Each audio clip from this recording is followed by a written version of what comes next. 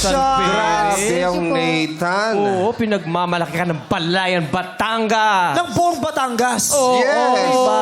Lumalaban ngayon at pumapalakpak at nagdadasal ang Batangas para sa iyo. Wala mo nang babarik lang itong tanghali para sa iyo. Yeah!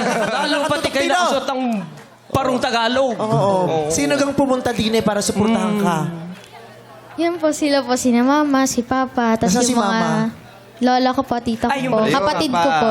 Kaya pala gumagano siya sa inyo habang may buhay. Yes. Sa'yo ibibigay. Grabe na. Alam mo, iba talaga yung kapag bata yung nag-i-interpret ng isang kanta. No? Correct. Talagang makikinig ka eh. Lalo na doon sa mga mahihinang party niya. Yes. Ang sarap na, ay, ang ganda naman nung line na yun. Bakit gusto mo yung habang may buhay na kanta? Oh my God. Oh my God! Bakit? Ano nangyari? I was totally blown away. Hindi. Kasi po, habang nabubuhay po ako, gagawin ko po ang lahat. Ha? Oh my God. It's okay. Oh, it's our God.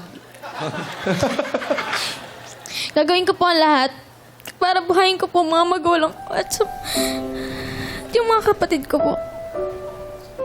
Habang may buhay, mamahalin niya. Igugugol niya sa pagmamahal sa kanya mga magulang. Yes. Ang ganda, no? Batang-bata pa lang siya.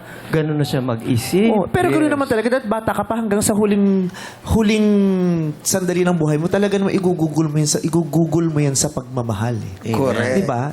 Lalong-lalo na sa mga magulang mo. Di ba nakalagay sa Biblia yan, kailan i-honor mo ang mga magulang mo. Tama. Di ba? At napakaganda na sa buhay mo, meron kang inspirasyon. Yes. May goal ka na gusto mong gawin. Di ba? Yes. Diba? Lalo pat lagi silang nariyan, gumagabay sa kanya.